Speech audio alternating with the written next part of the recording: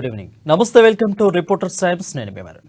నిత్యం దేశంలో అదేవిధంగా తెలంగాణ రాష్ట్రంలో మా రిపోర్టర్స్ అందరూ కూడా ఎప్పటికప్పుడు విశ్లేషణపూర్తంగా సమస్యల్ని అక్కడున్న రాజకీయ పరిస్థితులు మీకు అందించే ప్రయత్నం చేస్తున్నారు. ఈ రోజు కూడా కొంత విశ్లేషణతో మా ముందుకు వచ్చారు మా రిపోర్టర్స్ అందరూ కూడా. మొదటి చూసుకున్నట్లయితే భద్రాద్రి కొత్తగూడెం జిల్లాలో లబ్ధిదారులకు డబుల్ బెడ్రూమ్లు అందట్లేదు. జిల్లా వ్యాప్తంగా కూడా 6,433కి మంజూరు చేశారు.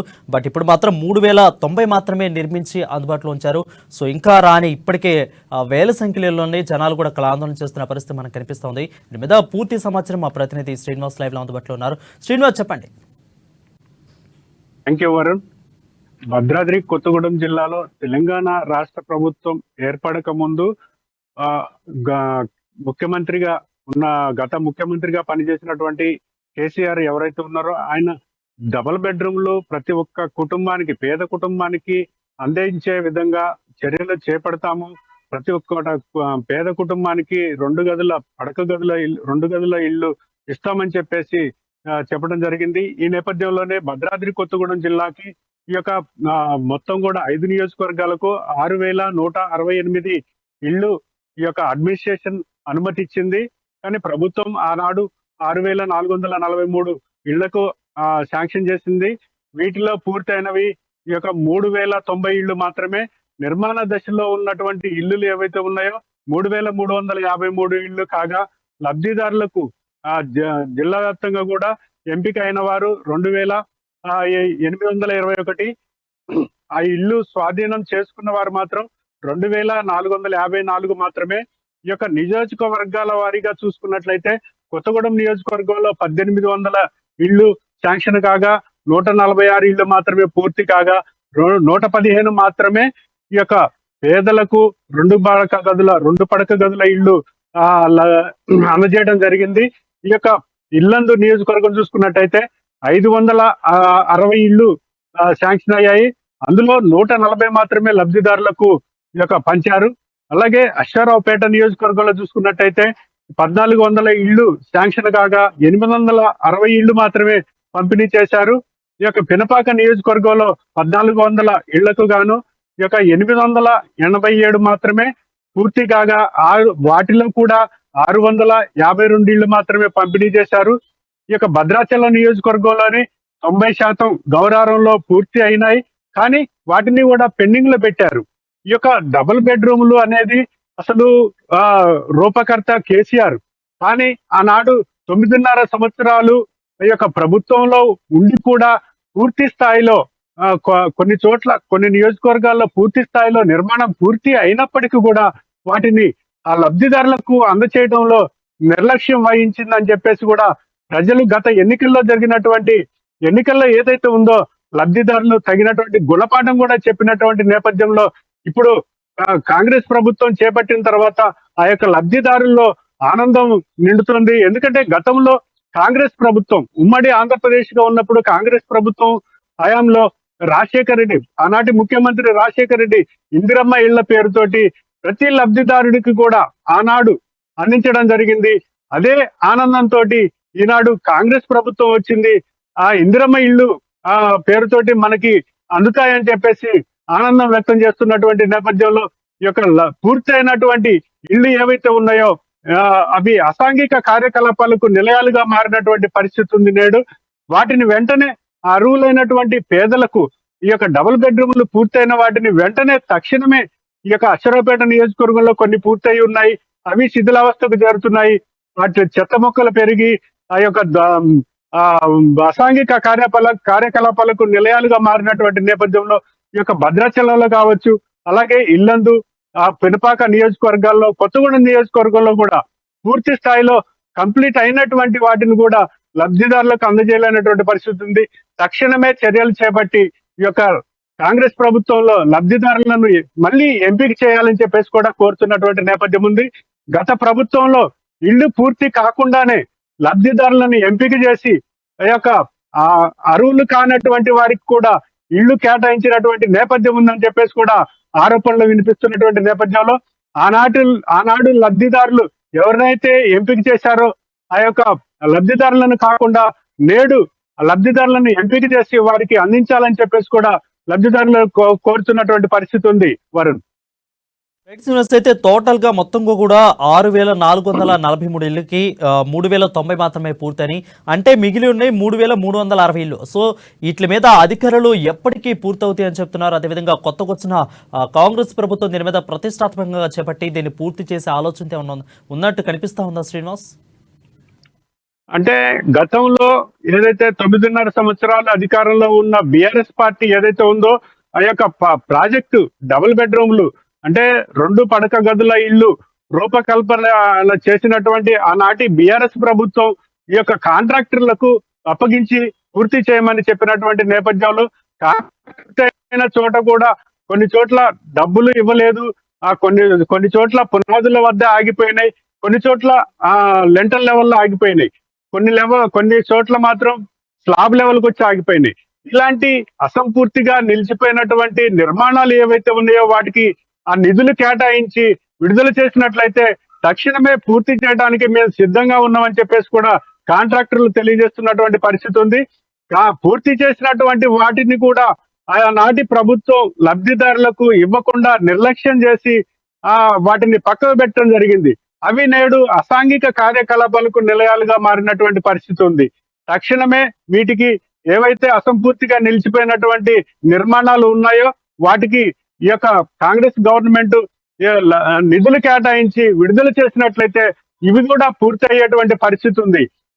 Varun, right, thank you Srinivas. అది చూసుకున్నట్లే ఓవరాల్గా భద్రాద్రి కొత్తగూడెం జిల్లాలో 6,443 ఇళ్లకు గాను కొంత మాత్రమే 3,090 మాత్రమే ఇల్లు శాంక్షన్ అయినాయి. మిగిలిన వాటిలో కూడా అక్కడున్న లాటరీ పద్ధతిలో తీసిన ప్రజలు కూడా ఆందోళన వ్యక్తం చేస్తున్నారు. వారు కూడా ఖచ్చితంగా మళ్ళీ లాటరీ తీయాలి, మమ్మల్ని అందరం కూడా ఎంపిక చేయాలని వాళ్ళు ఆందోళన చేస్తున్న పరిస్థితి కనిపిస్తుంది. Thank you Srinivas for the updates. Next మనం రేపు ఇంద్రవెల్లికి ముఖ్యమంత్రి రేవంత్ రెడ్డి వెళ్తున్నారు. అయితే ముఖ్యమంత్రికి ఆదిలాబాద్ నుండి అధికార తొలి పర్యటన అయితే మొదలు కాబోతుంది. ఇదే ఫస్ట్ టైం ఎప్పుడైతే సీఎం పదవిని అధిరోహించిన తర్వాత మొట్టమొదటిసారి పర్యటన అయితే ఆదిలాబాద్ నుండే జరగబోతుంది. ఇది ఒక సెంటిమెంట్గా కూడా రేవంత్ రెడ్డి భావిస్తున్నట్లు తెలుస్తుంది.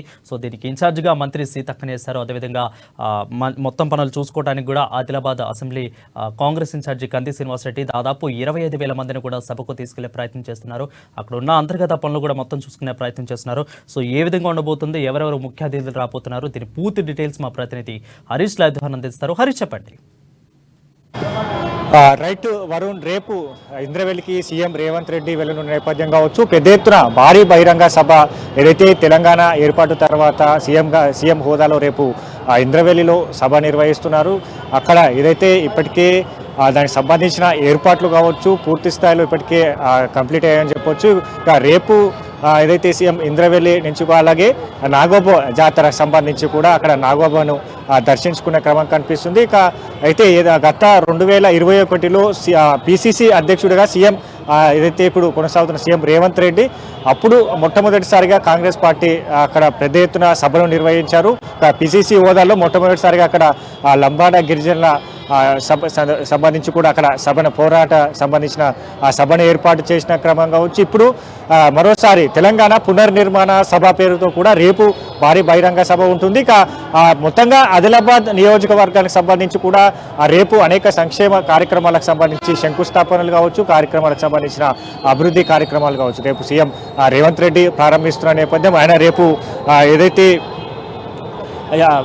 ఇంద్రవెల్లి సంబంధించిన అమరవీరుల స్మారక స్తూపానికి సంబంధించి స్మృతివనానికి సంబంధించి కూడా అక్కడ శంకుస్థాపన చేస్తున్న నేపథ్యం కావచ్చు. ఇక కేస్లాపూర్ ఏదైతే దేశంలో అతిపెద్ద గిరిజన జాతరగా జరుపుకునే కేస్లాపూర్ జాతరకు సంబంధించి అక్కడ రోడ్డు పనుల విస్తరణకు సంబంధించిన కార్యక్రమానికి సంబంధించి కూడా ఆయన రేపు శంకుస్థాపన చేయనున్న నేపథ్యం కావచ్చు. ఇంకా మహిళలతో పాటుగా అంటే అక్కడ సంబంధించిన భారీ బహిరంగ సభ కావచ్చు, మహిళలతో పాటు ఆయనకు పొదుపు హామీ సంబంధించిన పథకాలకు సంబంధించిన మహిళలు ఎవరైతే ఉన్నారో వాళ్ళతో కూడా ఇంటరాక్షన్ ఉంటున్న నేపథ్యం కావచ్చు. ముఖ్యంగా రేవంత్ రెడ్డి సంబంధించి పర్యటన ఎందుకంటే గత 2021 ఆగస్టు 29వ తేదీన కూడా పిసిసి హోదాలో అక్కడ సభను నిర్వహించడం కొనసాగిస్తున్న నేపథ్యం కావచ్చు. ఇక ఈ రేపు జరగబోయే ప్రధానంగా అంటే సీఎం రేవంత్ రెడ్డి సీఎం హోదాలో నిర్వహిస్తున్న మొట్టమొదటి బహిరంగ సభ ఇక పార్లమెంట్ ఎన్నికలకు జరుగుతున్న సభ. ఇక గతంలో పిసిసి హోదాలో కూడా అక్కడ సంబంధించిన అమరవీరుల కుటుంబాలకు సంబంధించిన కార్యక్రమాలు కావచ్చు, అక్కడ ప్రాంత సంబంధించిన ప్రజలకు కావచ్చు అనేక హామీలు కూడా ఇవ్వడం జరిగింది. ఈ నేపథ్యంలో అమరవీరుల కుటుంబాలను ఆదుకుంటామని కూడా గతంలో జరిగిన ఆ సభ వేదిక కూడా సీఎం రేవంత్ రెడ్డి వాళ్ళకు హామీ ఇచ్చిన పరిస్థితి ఉన్నది. పూర్తిగా నాగోబా జాతరకు సంబంధించి మొట్టమొదటి తెలంగాణ సీఎం రేవంత్ రెడ్డి అని చెప్పొచ్చు. సీఎంలంతా కూడా నాగోబా జాతరకు సంబంధించిన సందర్శన లేదని చెప్పొచ్చు. రేపు జరగబోయే ఆ నాగోబా జాతరకు సంబంధించి సీఎం హోదాలో రేపు రేవంత్ రెడ్డి నాగోబా జాతరకు సంబంధించిన ఆ గుడి పనులు కావచ్చు, రోడ్డు విస్తరణ పనులు కావచ్చు, పూర్తి స్థాయిలో ఇప్పటి నిధుల కేటాయింపు జరిగింది. ఇక్కడ మొత్తంగా ఆదిలాబాద్ సంబంధించి ఏదైతే అధికారంలోకి వచ్చిన ఆదిలాబాద్ తీర్చిదిద్దాలో చెప్పారు కాబట్టి వాటికి అడుగులు రేపటి నుంచి పడబోతున్నట్టు చెప్పొచ్చు.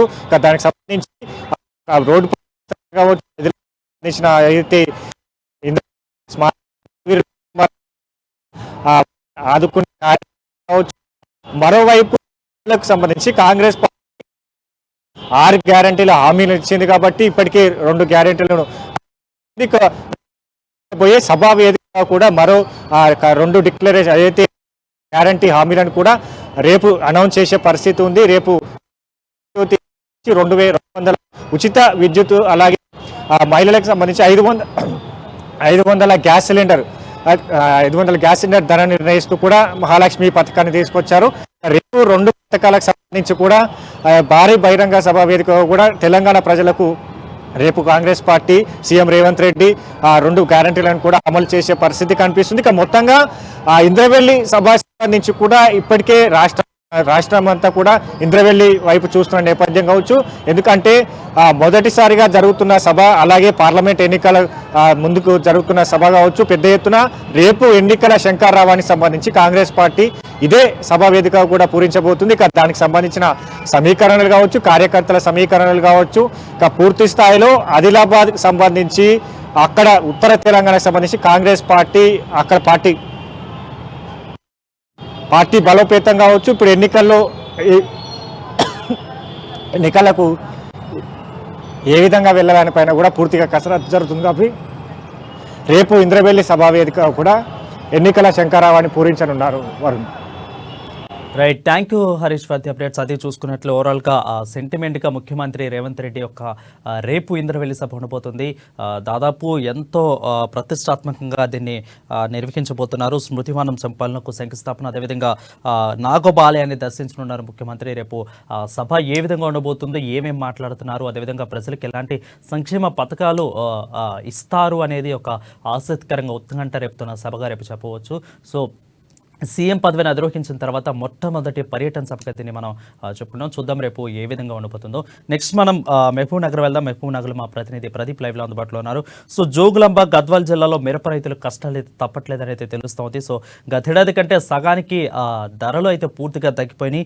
అయితే స్థానిక గిట్టుబాటు ధర లేకపోవడంతో వాళ్ళు పక్క రాష్ట్రాల్లో మిర్చిని అమ్ముకోవాల్సిన పరిస్థితి అక్కడ వచ్చిందని చెప్పుకోవచ్చు. దాదాపు సగానికంటే ఒక రకానికి 45,000 నుంచి 55,000 రూపాయల ధర అలా పలుకుతున్నా కానీ ధర అయితే వాళ్ళకి లేకుండా పోతుంది. సో దీని మీద పూర్తి అప్డేట్స్ మా ప్రతినిధి ప్రదీప్ అందిస్తారు. ప్రదీప్, చెప్పండి.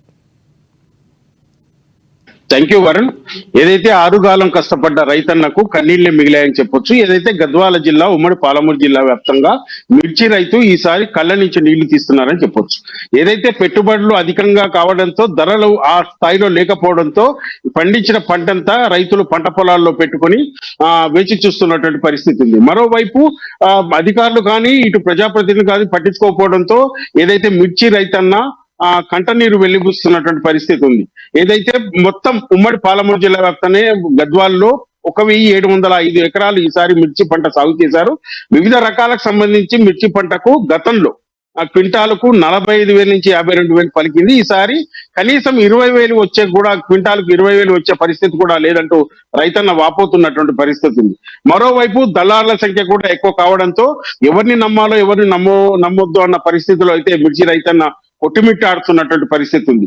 దీనికి సంబంధించి రైతులు ఇక్కడ ధర లేకపోవడంతో ఏదైతే కర్ణాటక రాష్ట్రంలోని హుబ్లీ, చిన్నూరు మరియు వివిధ ప్రాంతాలకు తరలిస్తూ, మరోవైపు ఇక్కడ తెలంగాణలోని హైదరాబాద్ కు తరలిస్తూ అది అక్కడ ఏమైనా రేట్ వస్తుందా అన్న ఆ ఆశతో రైతన్న అక్కడికి తరలిస్తున్నటువంటి పరిస్థితి ఉంది.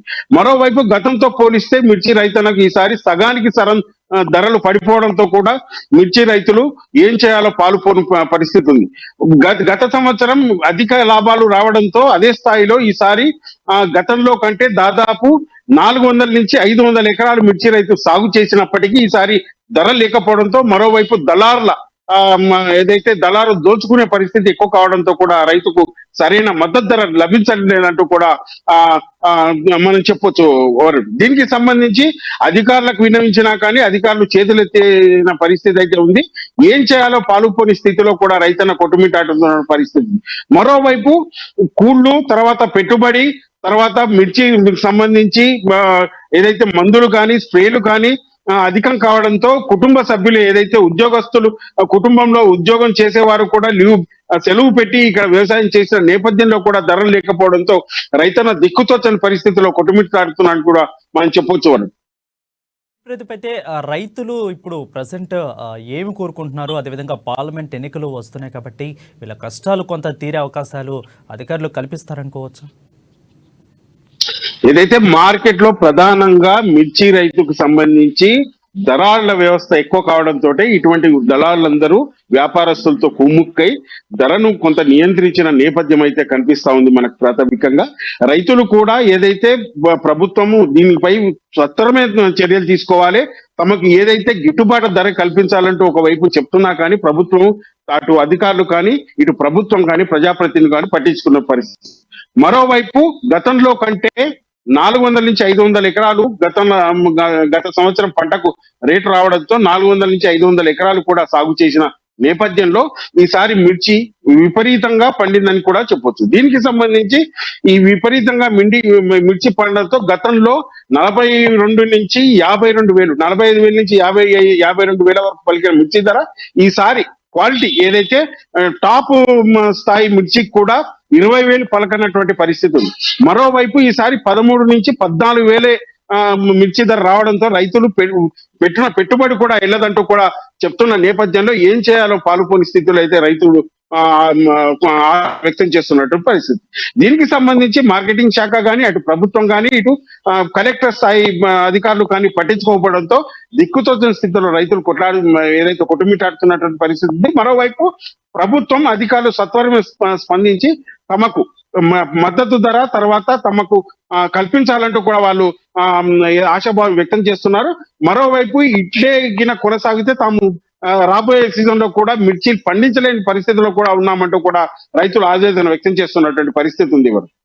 Right, thank you Pradeep. అది చూసుకున్నట్లయితే మహబూబ్ నగర్, జోగులాంబ, గద్వాల్ జిల్లాలో రైతుల కష్టాలు అంతకంతకు పెరిగిపోతున్నాయి. పోయిన సంవత్సరం కంటే కూడా ఈ సంవత్సరానికి అధిక ధరలు సగానికి సగం కూడా పడిపోయి ఈసారి కూడా మీరు ఇలా చేస్తే మేము వచ్చే సంవత్సరం పంటను పండించమని రైతులు ధీమా వ్యక్తం చేస్తున్న పరిస్థితి కనిపిస్తుంది. అటు మార్కెటింగ్ శాఖ కానీ ప్రభుత్వం కానీ ఎవరు రైతులు పట్టించుకొని పాపాన పోలేదని అక్కడ రైతులు ఆవేదన వ్యక్తం చేస్తున్నారు. Thank you Pradeep for the updates. Next మనం ఖమ్మం జిల్లా వెళ్దాం. ఖమ్మం జిల్లాలో మా ప్రతినిధి ఉపేందర్ లైవ్లో అందుబాటులో ఉన్నారు. అయితే ఖమ్మం జిల్లాలో అగమ్య గోచరంగా గురుకుల పాఠశాల మనకు కనిపిస్తున్నాయి.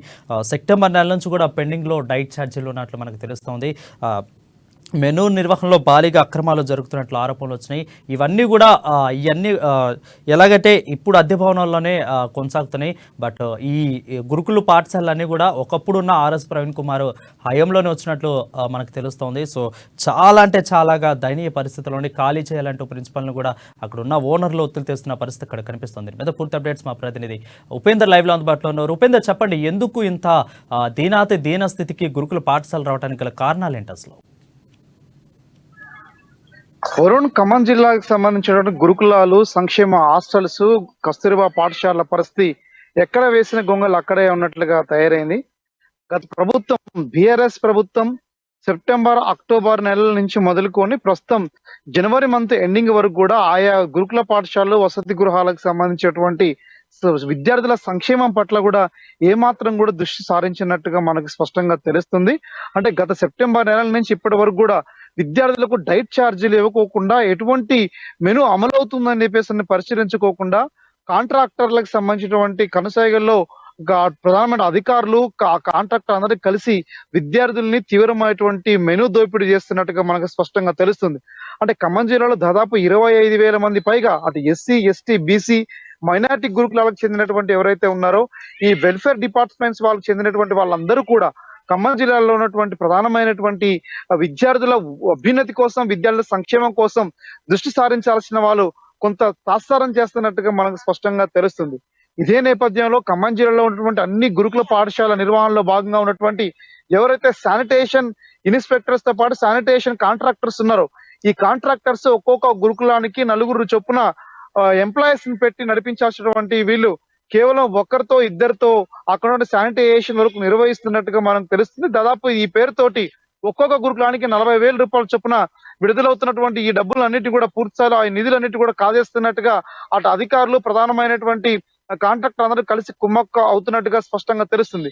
అంటే ఖమ్మం జిల్లాలో గురుకుల పాఠశాల విద్యార్థుల యొక్క స్థితిగతుల్లో ప్రధానమైనటువంటిది మెను నిర్వహణ అయితే గత కొంతకాలంగా గుడ్డి ఇవ్వకోకుండా విద్యార్థుల దగ్గర నుంచి కూడా గురుకులాల గుడ్డు మాటగా వ్యవహరిస్తున్న తీరును చూస్తా ఉంటే కాంట్రాక్టర్స్ ఎవరైతే టెండర్ వేసుకున్నటువంటి ఎవరైతే నేతలు ఉన్నారో అంటే ప్రభుత్వం ఇచ్చేది కేవలం ₹5 కానీ మార్కెట్ బహిరంగ మార్కెట్ ధర ₹7 నేపథ్యంలో ₹5కి మేము గుడ్డుని సప్లై ఇవ్వలేమని చెప్పేసి కూడా కాంట్రాక్టర్లు చేతులెత్తేసినట్టుగా మనకు తెలుస్తుంది. ఈ నేపథ్యంలో గత 4 నెలలుగా విద్యార్థులకి గుడ్డు ఇవ్వకపోవడంతో పాటు మిల్క్ కూడా తగిన స్థాయిలో మిల్క్ తీసుకోవడం లేదు. విద్యార్థులకి 0.1710 వరకు వీళ్ళందరికీ కూడా పాలు తీసుకోవాల్సినటువంటి ప్రిన్సిపల్స్ కేవలం తక్కువ మోతాదులో పాలు తీసుకుంటే విద్యార్థులు ఇక్కడ కూడా దోపిడీ చేస్తున్నట్లుగా మనకు తెలుస్తుంది. అంటే ఇదొక భాగం అయితే విద్యార్థులకు సంబంధించినటువంటి అంశాల్లో వాళ్ళ ఉన్నతి కోసం, వాళ్ళ చదువు కోసం పాలక వర్గం చేసేటువంటి ప్రధానమైనటువంటి మిస్టేక్స్ సంబంధించి అద్దె భవనంలో గురుకులాలను కొనసాగించిన ఫలితంగా దాదాపు గత సెప్టెంబర్ నెలలో నుంచి ఖమ్మంకి సంబంధించినటువంటి గురుకులాలలో విద్యార్థులను ఉంచడం ఫలితంగా విద్యార్థులు తీవ్రమైనటువంటి ఇబ్బందులు ఎదుర్కొంటూనే అరకొర సౌకర్యాల మధ్య తన చదువులు కొనసాగిస్తా ఉన్నారు.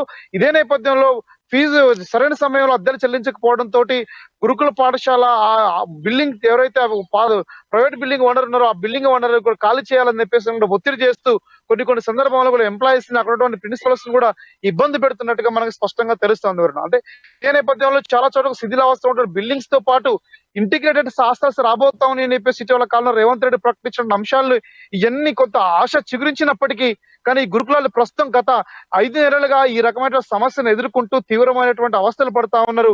ఈ అవస్థలకు పరిష్కారం చూపించాల్సినటువంటి వాళ్ళు కూడా పట్టించుకోవడంతో విద్యార్థులు తీవ్రమైనటువంటి ఇబ్బందులు ఎదుర్కొంటా ఉన్నారు. అంటే తల్లిదండ్రులు కావచ్చు, అటు విద్యార్థులు కావచ్చు, వీళ్ళు ప్రభుత్వంపై అక్కడ ఉన్నటువంటి అధికారులపై స్టాఫ్ పై వదిలేసినటువంటి విద్యార్థులకు భవితవ్యం ప్రస్తుతం చదువుల్లో కూడా వెనుకబాటు తత్వం కనబడతా ఉంది. రిజల్ట్స్ అరకొరగా వస్తున్నప్పటికీ ప్రస్తుతం ఉన్నటువంటి గురుకులాలకు సంబంధించినటువంటి విద్యార్థుల నాణ్యత కొరవడింది. గతంలో ఉన్నటువంటి ఆర్ఎస్ ప్రవీణ్ కుమార్ నేతృత్వంలో జరిగిన పర్యవేక్షణలో భాగంగా ఉన్నటువంటి ఏదైతే అకాడమిక్ టీం ఉందో ఈ అకాడమిక్ టీము కనీసం జిల్లాకి కనీసం 8 నుంచి 15 సార్లు కూడా విజిటింగ్ చేసి గురుకులాల్లో ఉన్నటువంటి దయనీయమైన స్థితిగతులను కూడా పరిశీలించి అక్కడ విద్యార్థుల చదువులు ఏమి వెనుకబడుతున్నారు, ఏ ఎడ్యుకేషన్ లో వీక్ ఉన్నారో, ఏ సబ్జెక్ట్ లో వీక్ ఉన్నారో తెలుసుకుని వాళ్ళందరూ కూడా మోటివేట్ చేసి ట్రైనింగ్ ఇచ్చేటువంటి రోజుల్లో కనీసం అకాడమిక్ కమిటీ కూడా కనీసం ఇటువైపు దిక్కు చూసినటువంటి కూడా పరిస్థితి లేదు. అంటే ఇలాంటి నేపథ్యం ఖమ్మం జిల్లాలో కనబడతా ఉంటే కనీసం ఆ ఉన్నత అధికారులని అంటే ఖమ్మం జిల్లాలో ఆర్సీఓలు ఎవరైతే ఉన్నారో BC welfare, tribal welfare, minority welfare తో పాటు ఎస్సీ వెల్ఫేర్ చెందినటువంటి వీళ్ళందరూ కూడా ఎవరు కూడా దీని పట్ల సీరియస్ గా లేకపోవడంతో కొంత తీవ్ర స్థాయిలో ఇబ్బందులు ఎదుర్కొంటా ఉన్నారు. జిల్లాలో కలెక్టర్ కావచ్చు, ఇటు ఎలక్షన్ జరిగినాయి, ఎలక్షన్ నిర్వహణ కొత్త గవర్నమెంట్ మారింది, కొంత పని ఒత్తిడిలో ఉన్న అధికారులు ఎవరు కూడా గురుకులాల వైపు అక్కడ ఏం జరుగుతుంది అనేటువంటిది కూడా ఒక స్పష్టమైనటువంటిది కూడా తెలియకపోవడం విద్యార్థుల భవిష్యత్తుకి తీవ్రమైన మారేటువంటి ప్రమాదం ఉన్నారు. చదువుల్లో వెనుకబడతాను, మెను అమల్లో వెనుకబడతాను తోటి విద్యార్థులు ఈ సంవత్సరం తీవ్రంగా నష్టపోతున్నారని చెప్పేసి కూడా తల్లిదండ్రులు విద్యార్థి సంఘాలు ఆగ్రహం వ్యక్తం చేస్తా ఉన్నాయి. ఇదే నేపథ్యంలో ఏదైతే ఖమ్మం జిల్లాలో ఉన్నటువంటి గురుకులాల్లో ఉన్నటువంటి ఖాళీలతో కావచ్చు, టీచింగ్ నాన్ టీచింగ్ వ్యవహారంలో ఉన్నటువంటి రిక్రూట్మెంట్ లో కూడా కొంత అవకతవకలు జరుగుతున్నాయి అనేటువంటిది కూడా ఆరోపణలు వస్తా ఉన్నాయి. ఏదేమైనా సరే విద్యార్థుల భవితవ్యం కోసం తీసుకోవాల్సినటువంటి కొన్ని నిర్ణయాల విషయంలో మాత్రం తీవ్రమైన జాప్యం చేస్తా ఉన్నారు. ప్రధానంగా ఎవరైతే స్టేట్ లో ఉన్నటువంటి ప్రిన్సిపల్ సెక్రటరీగా ఉన్నటువంటి నేత ఎవరైతే ఉన్నారో వీళ్ళెవరు కూడా పూర్తి స్థాయిలో పర్యవేక్షణ లేకపోవడం ఫలితంగా రాజ్యంగా ఇన్స్టిట్యూషన్స్ లో టెండర్లు వేసిన వాళ్ళు, కాంట్రాక్ట్ వేసిన వాళ్ళు చెప్తున్న నేపథ్యం కూడా కనబడతా ఉంది. వరుణ్. ఉపేంద్ర, అయితే విద్యా వ్యవస్థలో అటు మెనూలో కూడా పూర్తిగా అక్రమాలు జరుగుతున్నాయి అంటే ఇక్కడ ఎవరు పట్టించుకోవట్లేదంటే అక్కడ అధికారుల లోపమా లేదంటే ప్రభుత్వ లోపమా? అసలు ప్రజెంట్ విద్యార్థుల పరిస్థితి అక్కడ ఏ విధంగా ఉంది అసలు?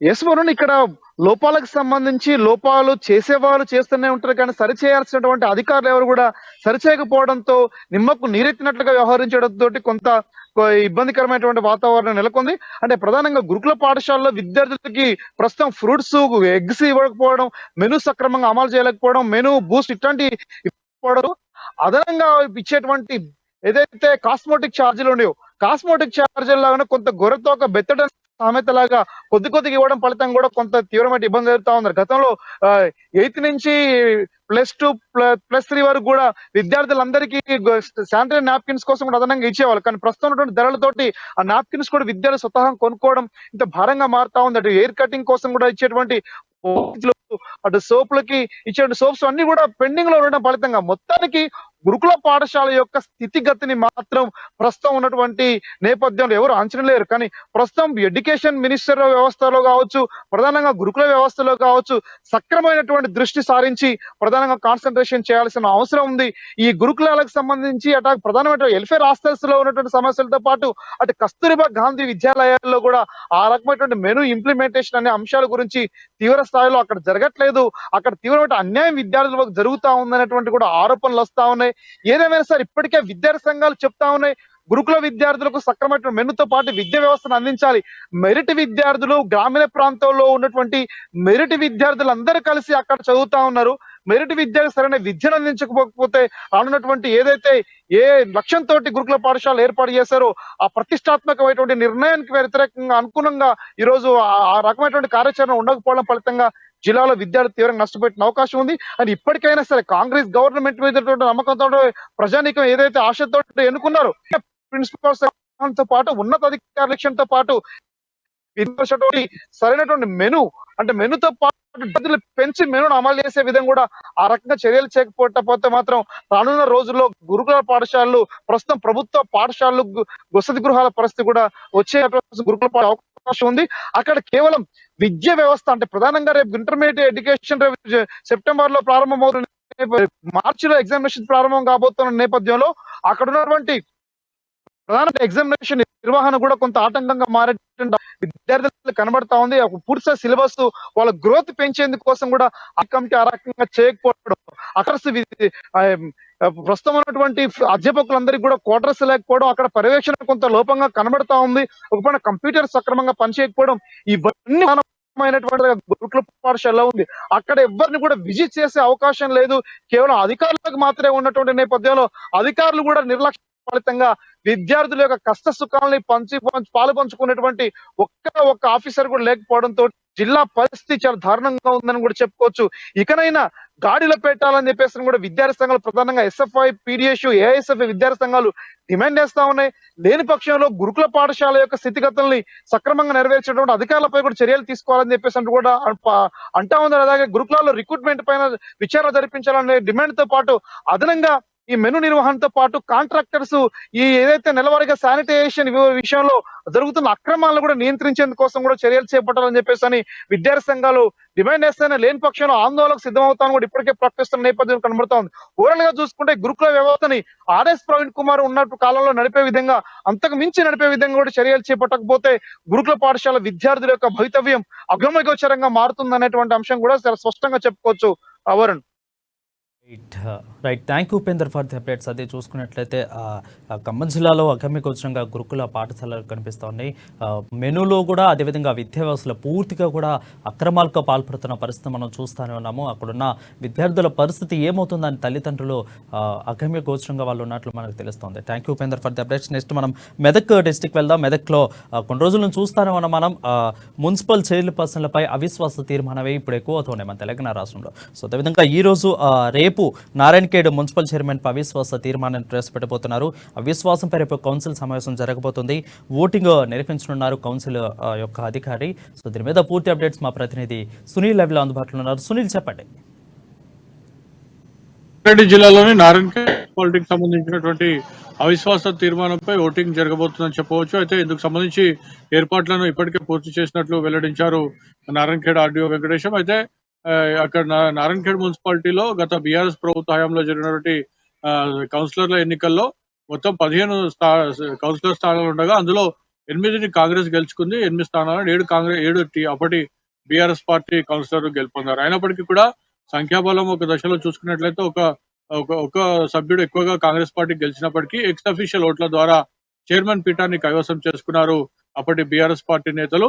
అయితే ఎక్స్ అఫీషియల్ సభ్యులుగా ఎంపీ, ఎమ్మెల్సీ, స్థానిక నియోజకవర్గం సంబంధించినటువంటి ఎమ్మెల్యే ఎక్స్ అఫీషియల్ సభ్యులుగా అప్పుడు వాళ్ళకు కూడా ఓటు అవకాశం కల్పిస్తూ అప్పటి సీఎం కేసీఆర్ జీవో ఇవ్వడంతో దాని ద్వారా మెజార్టీ లేకపోయినప్పటికీ కూడా వారు ఎక్స్ అఫీషియల్ ఓట్లతో గెలుపొందడం కైవసం చేసుకోవడం జరిగింది మున్సిపల్ చైర్మన్ పీఠాన్ని. అయితే ప్రస్తుతం గత నెలలో చూసుకున్నట్లయితే కొంతమంది బీఆర్ఎస్ పార్టీ కౌన్సిలర్లే సొంత పార్టీ చైర్పర్సన్ పై తిరుగుబాటు బావుట ఎగురవేశారు.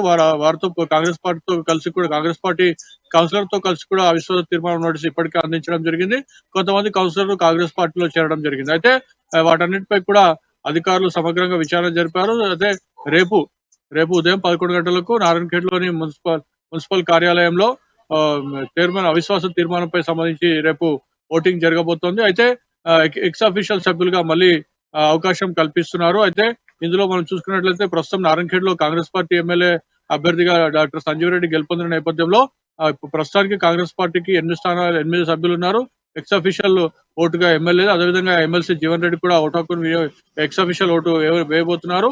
అయితే ఈ రెండు ఎక్స్ అఫీషియల్ ఓట్ల ద్వారా కాంగ్రెస్ పార్టీ చైర్మన్ పీఠాన్ని దక్కించుకోవడం సున్యాసం అని చెప్పి కూడా మనం భావించవచ్చు. అయితే రేపు కార్యాలయం ఆవరణలో పోలీస్ బందోబస్తును ఏర్పాటు చేస్తారు. అదేవిధంగా కేవలం కార్యాలయంలో అంటే మున్సిపల్ కార్యాలయంలో కేవలం సభ్యులకు మాత్రం అనుమతి ఉంటుందని చెప్పి కూడా ఇప్పటికే అధికారులు స్పష్టం చేసినటువంటి పరిస్థితుల్లో రేపు చైర్మన్ పీఠాన్ని కాంగ్రెస్ దక్కించుకోవడం దాదాపుగా ఖాయమైపోయిందని చెప్పవచ్చు. కానీ రేపు జరగబోయేటువంటి ఓటింగ్ ద్వారా మనకు అధికారికంగా రేపు వెల్లడించే అవకాశం ఉంది. అయితే కాంగ్రెస్ పార్టీకి ఎక్స్ అఫీషియల్ ఓట్లు కూడా 2 పెరిగాయని చెప్పవచ్చు. ఎందుకంటే ఎమ్మెల్సీ జీవన్ రెడ్డి, అదేవిధంగా ఎమ్మెల్యే సంజీవ్ రెడ్డి ఉన్నారు. కాకపోతే బీఆర్ఎస్ పార్టీకి మాత్రం జైరాబాద్ ఎంపీ బీబీ పాటిల్ బీఆర్ఎస్ పార్టీకి బీబీ పాటిల్ ఎంపీ ఆయన కూడా ఎక్స్ అఫీషియల్ ఓటు వినియోగించుకోబోతున్నారు. అయినప్పటికీ కూడా కాంగ్రెస్ పార్టీకి సంఖ్యాబలం ఎక్కువ ఉంది కాబట్టి కాంగ్రెస్ పార్టీ చైర్మన్ పీఠాన్ని దక్కించుకోవడం దాదాపుగా ఖాయమైందని చెప్పి కూడా మనం భావించవచ్చు.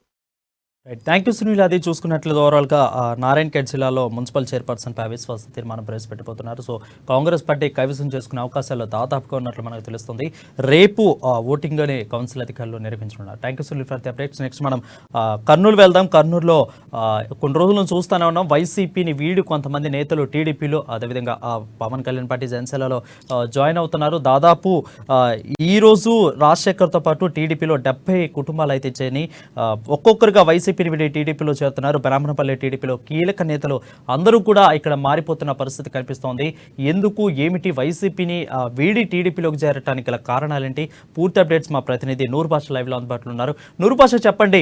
ఏకదంగా 175 అన్న జగన్ పార్టీని వీడి ఇప్పుడు ఎందుకు టీడీపీలోకి రావడానికి గల కారణాలేంటి అక్కడ?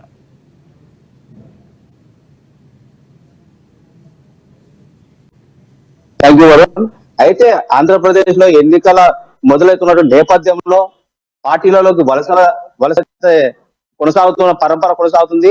అయితే ఉమ్మడి కర్నూలు జిల్లాలకు సంబంధించి నంద్యాల జిల్లాలో పాణ్యం నియోజకవర్గంలోని ఓరగల్లు మండలం బ్రాహ్మణపల్లికి సంబంధించి ఈ రోజు దాదాపు 70 పార్టీలోకి చేరడం జరిగింది. అయితే ఇందుకు సంబంధించి తెలుగు మాజీ ఎమ్మెల్యే గౌరీ చరిత చెబుతున్నారు. అయితే పార్టీలోకి వచ్చినటువంటి నాయకులను, కార్యకర్తలను తెలుగుదేశం పార్టీ కండువాను వేసి సాధారణంగా పార్టీలోకి స్వాగతించారు ఎమ్మెల్యే గౌరీ చరితారెడ్డి. అయితే ఈ సందర్భంగా గౌరీ చరిత మాట్లాడుతూ వైఎస్ఆర్సీపీ పార్టీ అధికారంలో వచ్చినప్పటి నుంచి కూడా అరాచకము, ఎక్కువ సమయంలో దోచుకోవడం, దాచుకోవడం అనేటువంటి పరంపర కొనసాగుతూ ఉంది. కేవలం ఒక్కసారి అవకాశం అని వైసీపీ కోరినప్పుడు ప్రజలు ఓటు వేసి తప్పు చేశామని నేడు బాధపడుతున్నారని, సంక్షేమము, అభివృద్ధి రాష్ట్రంలో లేదని ప్రజలందరూ కూడా బాధపడుతున్నారని కూడా గౌరీ చరితారెడ్డి చెప్పుకుంటూ వచ్చారు. అయితే ఇదే సమయం గౌరీ చెప్తున్నారు, వైఎస్ఆర్సీపీ ప్రభుత్వంలో కేవలం దోచుకోవడం, దాచుకోవడమే తప్ప లేదు. కేవలం చంద్రబాబు నాయుడు అధికారంలోకి వస్తేనే రాష్ట్రం బాగుపడుతుందని, అభివృద్ధి పదంలో దూసుకుపోతుందని గౌరవ చెప్తున్నారు. అదే సమయంలో 2024కు రానున్న నేపథ్యంలో తెలుగుదేశం పార్టీ జనసేన కలిసి అధికారంలో ప్రజలు ఆశాభావం ఖచ్చితంగా ఓటేసేందుకు ఖచ్చితంగా సిద్ధాన్ని కూడా గౌరవ. అయితే ఇది ఈ రోజే కాదు, గత నెలలో కూడా పాణ్యం నియోజకవర్గం సంబంధించి ఇనపూరు మండలము పాలకొల్లులో కూడా దాదాపు 200 కుటుంబాలు వైఎస్ఆర్సీ పార్టీని చేరాయి. అదే సమయంలో తెలుగుదేశం పార్టీకి సంబంధించిన నాయకులు ఖచ్చితంగా 24 సంబంధించి ఖచ్చితంగా తెలుగుదేశం పార్టీలోకి వస్తుందని ప్రజలందరూ ఖచ్చితంగా పడి తెలుగుదేశం పార్టీని అధికారంలో తీసుకొని వచ్చి చంద్రబాబు నాయుడుని ముఖ్యమంత్రి ప్రజలు ఎప్పుడు ఎన్నికలు వస్తాయా, ఓటేద్దామా, తెలుగుదేశం పార్టీని పార్టీని గద్దెదించాలని సిద్ధంగా కూడా గౌరవ.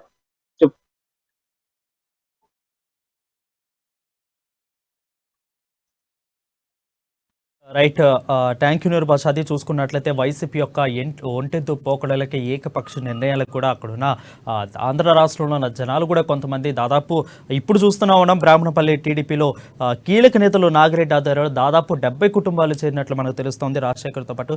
సో ఇంకా చాలా మంది చేరుతున్నట్లు మనకు కూడా అప్డేట్స్ వస్తుంది.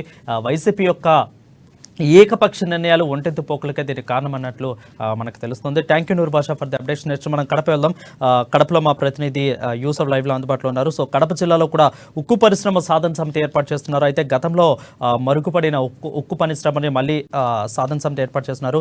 ప్రభుత్వాలు మారినా కూడా మా ఉక్కు పరిశ్రమ పరిస్థితి మారట్లేదని అయితే వాళ్ళు ఆవేదన వ్యక్తం చేస్తున్న పరిస్థితి కనిపిస్తుంది. ఉక్కు ఫ్యాక్టరీపై శాశ్వత అగ్రిమెంట్ రాసి ఇచ్చిన తర్వాతే ఎన్నికలకు రావాలంటూ ఉక్కు పరిశ్రమ సాధన సమితి అయితే వాళ్ళు గట్టిగా దీక్షించి కూర్చున్న పరిస్థితి కనిపిస్తోంది. దీని మీద పూర్తి అప్డేట్స్ మా ప్రతినిధి యూసఫ్ అందిస్తారు. యూసఫ్ చెప్పండి. Thank you Varun. కడప జిల్లాలో ఏదైతే ఉక్కు పరిశ్రమ ఏర్పాటు చేయాలని చెప్పి ఆకాంక్ష ఉందో, జిల్లా ప్రజల ఆకాంక్షను రెండు ప్రభుత్వాలు కూడా నీరుగార్చాయని చెప్పి స్థానికులు ఆరోపిస్తూ ఉన్నారు. వైఎస్ ఏదైతే కాంగ్రెస్ లో ముఖ్యమంత్రిగా కొనసాగారో ఆ నేపథ్యంలోనే ఉక్కు పరిశ్రమ శైలి ఆధ్వర్యంలో ఏర్పాటు చేస్తామని చెప్పి జమ్మలమడుగు ప్రాంతంలో దాదాపు 100 ఎకరాల భూమిని అక్కడ ప్రభుత్వానికి అప్పజెప్పారు. అయినప్పటికీ కూడా ఆ రైతులకు కూడా ఇప్పటి వరకు నష్టపరిహారాన్ని కూడా చెల్లించలేదు. అక్కడ ఉన్నటువంటి స్థానిక యువతకు ఉపాధి కల్పిస్తామని చెప్పి ఆ రోజు ప్రభుత్వం మాట కూడా ఇచ్చింది. ఆ మాటను కూడా నెరవేర్చడం జిల్లాలో ఉన్నటువంటి ప్రజానికం మొత్తం ఒక్కసారిగా అగ్గి మీద గుగ్గిలమై ఆందోళన బాటలు కూడా చేపట్టారు. అయినప్పటికీ రెండు ప్రభుత్వాలు కూడా చెల్లించలేదు. జిల్లావాసి ముఖ్యమంత్రి అయితే తమకు న్యాయం జరుగుతుంది, ఇక్కడ చాలా మంది యువతకు ఉపాధి కూడా లభిస్తుంది అని చెప్పేసి అందరూ ఆశావాహులు ఎదురు చూశారు. ఈ ప్రభుత్వం కూడా 4.5 సంవత్సరాలు గడుస్తున్నప్పటికీ ఇప్పటి వరకు ఆ పరిశ్రమలో ఎటువంటి కార్యక్రమాలు చేపట్టకపోవడంతో ఆందోళన కార్యక్రమాలను చేపట్టారు. ఎవరైతే రేపు ఎన్నికలకు రాబోతూ ఉన్నారో వారందరూ కూడా తమకు ఒక హామీని ఇవ్వాలి. ఈ యొక్క ఉక్కు పరిశ్రమ ఏర్పాటు చేయకపోతే ఆ రాజకీయ నాయకులను జిల్లా నుండి బతరాఫ్ చేస్తామని చెప్పి హెచ్చరికలు కూడా జారీ చేస్తున్నారు. ఇదే అంశానికి సంబంధించి ఉక్కు పరిశ్రమ సాధన సమితికి సంబంధించిన నాయకులు సుబ్రాయుడు గారు మనతో ఉన్నారు. ఆయన అడిగి తెలుసుకునేందుకు ప్రయత్నం చేద్దాం. అన్నదండి, ఉక్కు పరిశ్రమ వ్యవహారంలో ఏ విధంగా మీరు ముందుకు వెళ్ళబోతా ఉన్నారు? రాబో రోజుల్లో నాయకులకు మీరు ఇచ్చే అల్టిమేటం ఏంటి? ఈరోజు ఏదైతే గనక రాయలసీమ ప్రాంతంలో ఉన్నటువంటి నిరుద్యోగాన్ని పారదోరాల అనేటువంటి ఒక ముఖ్య ఉద్దేశంతో ఆ రోజు దివంగత ముఖ్యమంత్రి రాజశేఖర రెడ్డి గారు ఉక్కు పరిశ్రమకు సంబంధించి శిలాఫలకం వేసినారు. అయితే ఒకే పరిశ్రమకు సంబంధించి శిలాఫలకం వేసినటువంటి ఘనత ఎవరికైనా దక్కుతుందంటే గనక ఇది యొక్క ముఖ్యమంత్రికి దక్కుతుందని చెప్పేసి ఈ సందర్భంగా నేను తెలియజేస్తా ఉన్నాను. ఈరోజు ఎంతో మంది నిరుద్యోగ యువకులు ఈ యొక్క రాయలసీమ ప్రాంతంలో బతకలేక పొట్ట చేత పట్టుకొని ఒక చేత డిగ్రీ పట్టా పట్టుకొని సౌదీ, కువైట్, దుబాయ్, అరబ్లకు పోయి బానిస బతుకులు బతుకుతా ఉంటే వాళ్ళందరూ ఈ యొక్క రాయలసీమ ప్రాంతంలోనే పనిచేసుకోవాలనేటువంటి ఒక ముఖ్య ఉద్దేశంతో ఉక్కు పరిశ్రమ పెట్టమని ప్రజానికంగా అదేవిధంగా ప్రజా సంఘాలుగా రాజకీయ పార్టీలుగా మేమందరం నెత్తి నోరు పెట్టుకొని అడుగుతా ఉంటే కనుక ఈ ముఖ్యమంత్రి గారు ఏం చెప్పారా, దాదాపు మొన్ననే డిసెంబర్ నెలకు దాదాపు యొక్క ముఖ్యమంత్రి ఈ యొక్క హామీ ఇచ్చి సంవత్సరం అయితే ఉంది. ఏంది దాదాపు 3 సంవత్సరాల పైన గడుస్తా ఉంది. ఎందుకు ఈ మాట చెప్తా ఉన్నామంటే కనుక ఈయన చెప్పినాడు, ఇదే మున్సిపల్ స్టేడియం వేదికగా చెప్పినాడు, అన్న వస్తా ఉన్నాడు, ఉక్కు పరిశ్రమ 3 నెలలు రాబోతుందని చెప్పేసి. 3 నెలల కదా దేవుడెరు కానీ దాదాపు ఈయన అధికారంలోకి వచ్చి 4 సంవత్సరాలు గడుస్తున్నప్పటికీ కూడా ఈ యొక్క పరిశ్రమను శిలాఫలకాలకు మాత్రమే పరిమితం చేసినట్టు తప్పితే ఈ యొక్క ప్రాంతానికి అభివృద్ధికి తలమానికంగా ఉన్నటువంటి ఈ యొక్క ఉక్కు పరిశ్రమను ఏమాత్రం ఏర్పాటు చేయకపోవడం అనేటువంటి దాన్ని మేము తీవ్రంగా వ్యతిరేకిస్తా ఉన్నాం. అదేవిధంగా ఈరోజు ముఖ్యమంత్రి గారు చెప్తా ఉన్నారు, సిద్ధం అని చెప్పేసి పెద్ద పెద్ద పోస్టర్లు వేస్తా ఉన్నారు. ఈ యొక్క రాయలసీమ ప్రాంత ప్రజానికంగా ఈ యొక్క రాయలసీమ అభివృద్ధిని ఆకాంక్షించేటువంటి వ్యక్తులుగా మేము చెప్తా ఉన్నాం. ముఖ్యమంత్రి గారు మేము కూడా సిద్ధమే. మా యొక్క కడప జిల్లా ప్రాంతానికి ఉక్కు పరిశ్రమ ఇచ్చిన వాళ్ళకు ఓటు వేయడానికి సిద్ధం. మా యొక్క రాయలసీమ ప్రాంతంలో ఉన్నటువంటి కరువును, వలసలను, ఆత్మహత్యలను, ఆత్మనాదాలను దూరం చేసిన వాళ్ళకు ఓటు వేయడానికి సిద్ధం. ఆ విధంగా మీరు అభివృద్ధి చేసిన వాళ్ళు అయితే కనుక ఓటు అడిగేందుకు మా యొక్క ఇంటి ముందుకు వచ్చేందుకు మీరు సంసిద్ధమా అని చెప్పేసి ఈ యొక్క మీడియా ముఖంగా మేము ఈ యొక్క ముఖ్యమంత్రి గారిని సవాల్ చేస్తా ఉన్నాం మరియు సూటి ప్రశ్న వేస్తా ఉన్నాం. అయితే ప్రధానంగా చూసినట్లయితే గతంలో టీడీపీ కూడా రాజశేఖర రెడ్డి మరణం అనంతరము రాష్ట్ర విభజన నేపథ్యంలో ఈ హామీని మేము నెరవేరుస్తామని చెప్పేసి టీడీపీ కూడా వాగ్దానం చేసింది. ఆ టీడీపీ పార్టీకి చెందిన అధినేత కూడా ఇక్కడికి వచ్చి స్థిలాపలకాన్ని వేశారు. ఇప్పుడు ఆ ప్రతిపక్షాన్ని ఏ విధంగా చూడబోతా ఉన్నారు? ఇప్పుడు గుడ్డి కన్నా మెలమెల అన్నట్టు రాజశేఖర రెడ్డి గారు చేశారు, అలా కారం అయిపోయిన తర్వాత కాంగ్రెస్ పార్టీ ఏదైతే మళ్ళా కొంతమంది 2 ముఖ్యమంత్రులు మారిన తర్వాత ఎవరు పట్టించుకోలేదు. దాని తర్వాత గనక చంద్రబాబు నాయుడు గారు అధికారంలోకి వచ్చిన తర్వాత ఆ ప్లేస్ లో కాదు ఇంకో ప్లేస్ లో పెట్టాలని కంబాల దిన్న ప్రాంతంలో తీసుకొని పోయి పెట్టారు. ఆయన పీరియడ్ అయిపోయిన తర్వాత మళ్ళా ముఖ్యమంత్రి జగన్మోహన్ రెడ్డి గారు వచ్చినటువంటి తర్వాత ఈయన ప్రపంచానికి ఈ రోజు అంతా వింతగా ఏం చేస్తా ఉన్నారంటే కనుక ఈ యొక్క రాష్ట్రంలో కానీ రాయలసీమ ప్రాంతంలో కానీ ఏ యొక్క పోలుకు లైట్ వెలిగినా కనుక జగన్మోహన్ రెడ్డి హయాంలోనే జరిగింది. ముందు ప్రభుత్వాలు ఏది చేయకూడదు అని చెప్పేసేటువంటి క్రమంలో ఆయన యొక్క ట్రేడ్ మార్క్ అనేటువంటి ఏదైతే స్టిక్కర్లు అతికించుకునేటువంటి కార్యక్రమం చేస్తా ఉన్నాడు. దానిలో భాగంగానే ఒకసారి ఏదైతే గడిచిన ముఖ్యమంత్రులు వేసిన శిలాఫలకాన్ని కాదని ఇంకోసారి వేసినాడు. అది వేసిన తర్వాత మళ్ళా 2 సంవత్సరం పూర్తి అయిపోయిన తర్వాత ఆడొద్దు మళ్ళా అని చెప్పేసి ఇంకోసారి శిలాఫలకం వేస్తా ఉన్నారు. దీన్ని మేము తీవ్రంగా తప్పుపడతా ఉన్నాం మరియు ఖండిస్తా ఉన్నాం. అదేవిధంగా ఈ యొక్క ముఖ్యమంత్రి ఏం చెప్పారంటే మనం అధికారంలోకి వచ్చిన 3 నెలల్లో ఉక్కు పరిశ్రమ కట్టి మేము ఫోటోలు అభివృద్ధి ఫోటోలు ప్రదర్శిస్తామన్నారు. ఏది అభివృద్ధి ఫోటోలు? మీరు ఆ యొక్క ఉక్కు పరిశ్రమకు సంబంధించి వంగి టెంకాయ కొట్టలేనటువంటి మీరు గుమ్మడికాయ కొడతారు అనేటువంటిది ఆశించడం మా యొక్క దౌర్భాగ్యం అవుతుందని చెప్పి అని ఈ సందర్భంగా మేము తెలియజేస్తా ఉన్నాం. అయితే రాష్ట్ర ప్రభుత్వం చెప్పేది ఇప్పటికే కొప్పర్తిలో పరిశ్రమలను ఏర్పాటు చేశాం, చాలా మంది యువతకు ఉపాధి కూడా కల్పించాము, మేము ఇచ్చినటువంటి హామీని నెరవేర్చుకుంటూ వెళ్తా ఉన్నాం కాబట్టి మళ్ళీ మాకు యువత అండగా నిలుస్తుంది అని చెప్పేసి రాష్ట్ర ప్రభుత్వం నుండి నాయకులు చెప్తున్నటువంటి మాట. దీనిపై మీ యొక్క స్పందన ఏ విధంగా? కొప్పర్తి ఇండస్ట్రియల్ ఏరియాకు సంబంధించి దాదాపు ఎవరైతే గనక వాళ్ళు చెప్తా ఉన్నారు పెద్ద పెద్ద ఫ్యాక్టరీలు పెట్టాము, లేదంటే డిక్సన్ లాంటి ఒక చిన్న తెచ్చి పెట్టాము, 100 మందికో ఎంతో మందికి ఉపయోగకరంగా చేసినామని చెప్పేసి.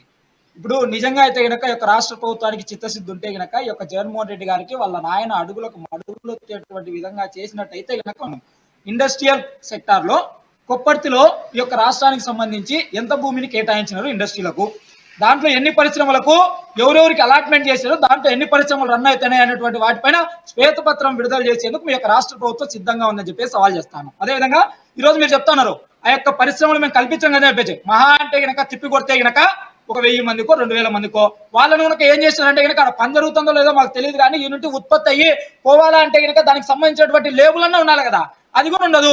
ఊరికి ఏం చెప్తానంటే ఒక 4 బస్సులు అయితే తిరుగుతాయి.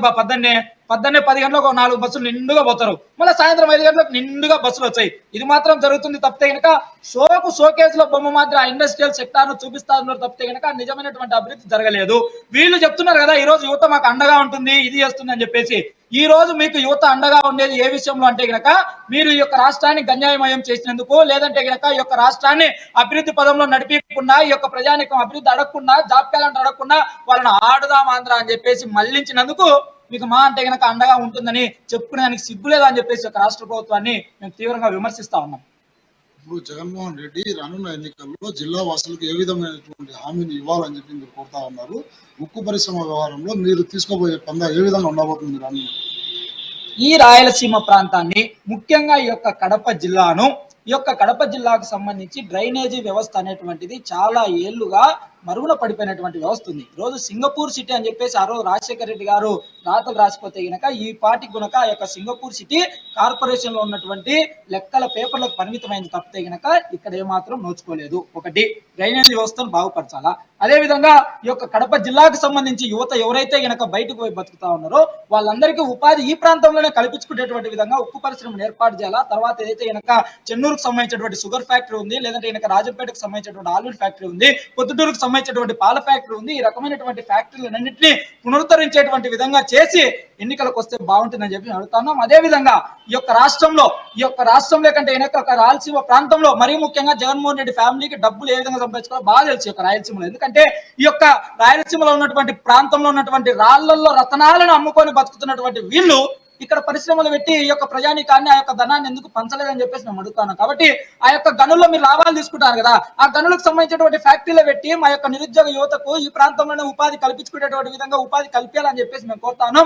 ఆ రకంగా చేసి మీరు గనక ఎన్నికలకు వచ్చి ఈ యొక్క రాయలసీమ ప్రాంత ప్రజానీకాన్ని ఓటు అడిగితే గనక ఓటేసేందుకు సిద్ధంగా ఉంటారు తప్పితే ఇంకొక కళ్ళబొల్లి మాటలు చెప్పేసి ఈ యొక్క శంకుస్థాపనలకే పరిమితమైనటువంటి అభివృద్ధిని చూపితే గనక సంసిద్ధంగా యొక్క ప్రభుత్వాన్ని దించేందుకు యొక్క రాయలసీమ ప్రాంతం ముందుంటుందని చెప్పి తెలియజేస్తాను. అదేవిధంగా ఈ యొక్క ఉక్కు పరిశ్రమకు సంబంధించి దాదాపు అనేక రకాలైనటువంటి పోరాటాలు జరిగినటువంటి సందర్భంలో ఇప్పుడున్నటువంటి ఈ యొక్క ఎలక్షన్ మూమెంట్ లో ఇదే జగన్మోహన్ రెడ్డి మాటలో చెప్తా ఉన్నాం. ఈ యొక్క కడప జిల్లాకు ఉక్కు పరిశ్రమ ఇచ్చేటువంటి పార్టీకి పట్టం కట్టేందుకు ఈ యొక్క కడప జిల్లా ప్రాంతం అంతా సిద్ధం కావాలని చెప్పేసి ఈ యొక్క మీడియా ముఖంగా ఈ యొక్క ప్రజానికాన్ని మేమందరం తెలియజేస్తాను. మరి యొక్క రాష్ట్ర ప్రభుత్వానికి తక్షణమే ఉక్కు పరిశ్రమ పైన ప్రకటన చేయాలని చెప్పేసి మేము కోరుకుంటాను. కేంద్ర ప్రభుత్వ సహకారం లేనిదే ఉక్కు పరిశ్రమ అనేది నెలకొల్పడం అసాధ్యంగా భావిస్తున్నటువంటి నేపథ్యంలో రెండు ప్రభుత్వాలు కూడా అదే చెప్పాయి. ఇప్పుడు నూతనంగా ఎవరైతే రాజశేఖర రెడ్డి కుటుంబం నుండి షర్మిల కాంగ్రెస్ పార్టీలో రంగప్రవేశం చేశారు, ఆమె ఆ ఫ్యాక్టరీని తీసుకురావడం నా బాధ్యత, నా కళ, మా తండ్రి కళను నేను నెరవేరుస్తానని చెప్తా ఉన్నారు. మీరు ఆమె షర్మిల ఇచ్చేటువంటి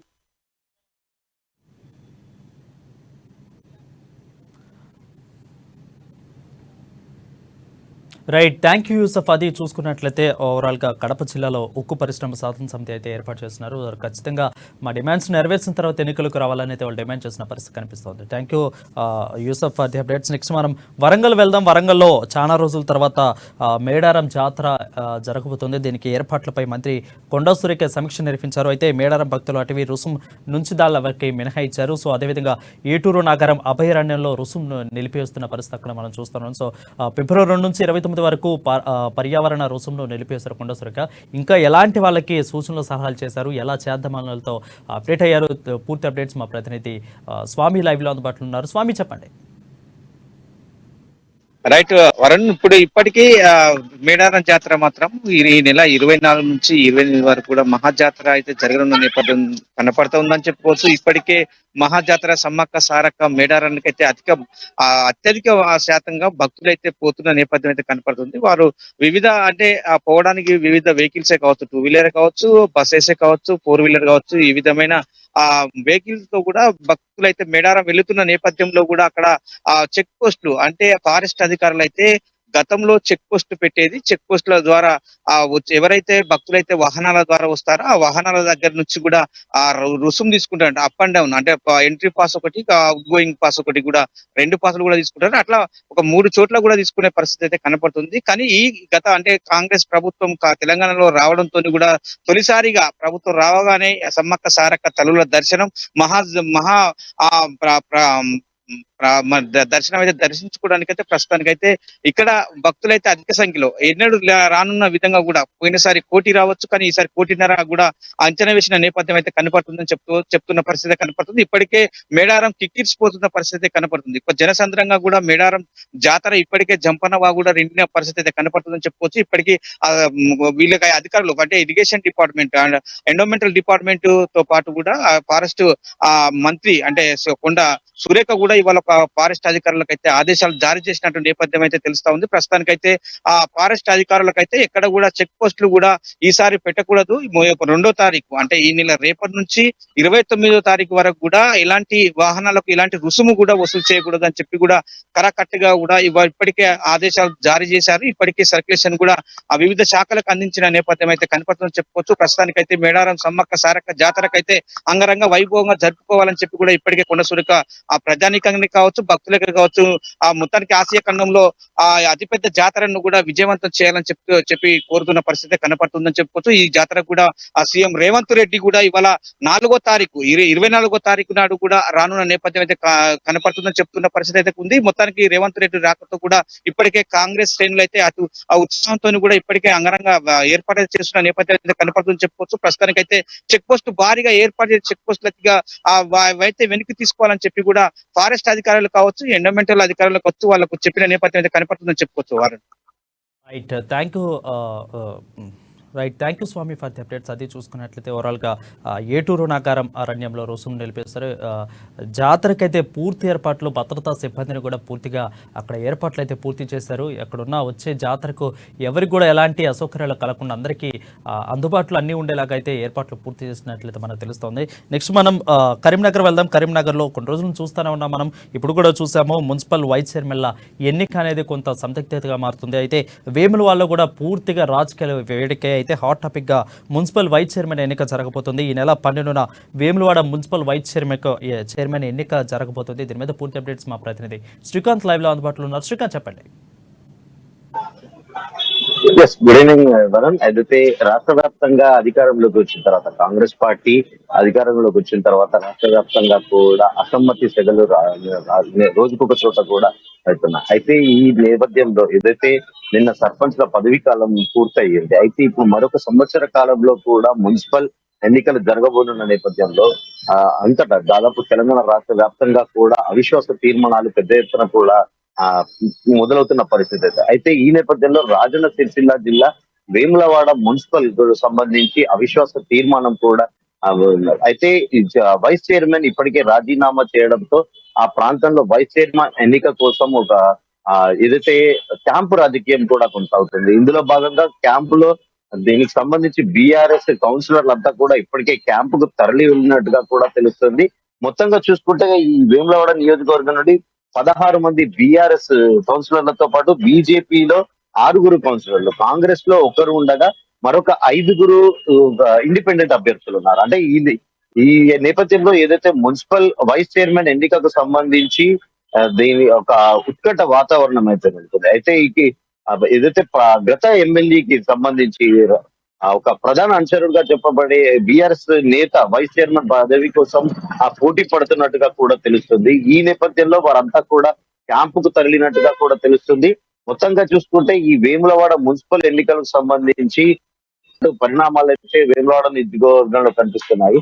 అయితే ఈ క్యాంపులో ఇప్పటికే తరలి వెళ్లిన బీఆర్ఎస్ కౌన్సిలర్లను మచ్చిక చేసుకొని ఏదైతే వారితో మంతనాలు కొనసాగిన అనంతరం అయితే మారం కుమార్ అనే ఒక కౌన్సిలర్ తో పాటు మరొక వ్యక్తి కూడా ఈ పోటీలో నెలకొన్నారు. అంటే వైస్ చైర్మన్ ఎన్నికకు సంబంధించి వీరిద్దరు కూడా ప్రధానంగా పోటీలో ఉన్నట్టుగా కూడా తెలుసు. మరొక సంవత్సర కాలంలో మున్సిపల్ ఎన్నికలు రాబోతుండడంతో ఈ కేవలం సంవత్సర కాలం కోసం కూడా ఈ క్యాంపు రాజకీయాలకు తెరదీస్తున్నారు. ఇటీవల నిన్న కాక మొన్న దాదాపు పెద్దపల్లి జిల్లాలో కూడా ఇదే తరహా రాజకీయం, 2 వర్గాల మధ్య కూడా ఇదే తరహా రాజకీయం నెలకొంది. అంతేకాకుండా ఇక హుజురాబాద్, ఉమ్మడి కరీంనగర్ జిల్లాలోని హుజురాబాద్ నియోజకవర్గంలో కూడా కొంతమంది కౌన్సిలర్లు కూడా నిన్న అవిశ్వాస తీర్మానం పెట్టిన విషయం తెలిసింది. అయితే ఈ నెలలో కలెక్టర్ అవిశ్వాసానికి సంబంధించి ఒక ప్రకటన అయితే చేసి ఉన్నారు, ఇప్పటికీ చేసి ఉన్న సందర్భం అయితే నెలకొంది. అయితే వీళ్ళంతా క్యాంపు నుంచి తిరిగి వచ్చిన తర్వాత ఈ ఇద్దరి ప్రధాన అభ్యర్థులలో ఎవరికి మద్దతు ఇస్తారు అంటూ కూడా ఒక రసవత్తరమైన చర్చనైతే వేములవాడ నియోజకవర్గంలో కొనసాగుతుంది. వరం. Right, thank you Srikanth. అదే చూసుకున్నట్లయితే ఎక్కువగా ఓవరాల్గా కూడా విశ్వాస తీర్మానాలు ఇప్పుడు మన రాష్ట్రంలో ఎక్కువైపోతూ ఉన్నాయి. సో అదేవిధంగా ఈ నెల 12న వేములవాడ మున్సిపల్ వైస్ చైర్మన్ ఎన్నిక జరగబోతుంది. సో ముందస్తుగానే బీఆర్ఎస్ నేతలందరూ కౌన్సిలర్లు క్యాంపు కార్యాలయానికి తరలించారు. సో ఏం జరుగుతుంది, ఎలా జరుగుతుంది అనేది కొంత సందిగ్ధత అయితే నెలకొంది. సో ఇది ఇవాల్టి రిపోర్టర్స్ టైం. మరొక రిపోర్టర్స్ టైంతో మళ్ళీ కలుద్దాం. అంటిల్ దెన్ చూస్తూనే ఉండండి అమ్మా న్యూస్.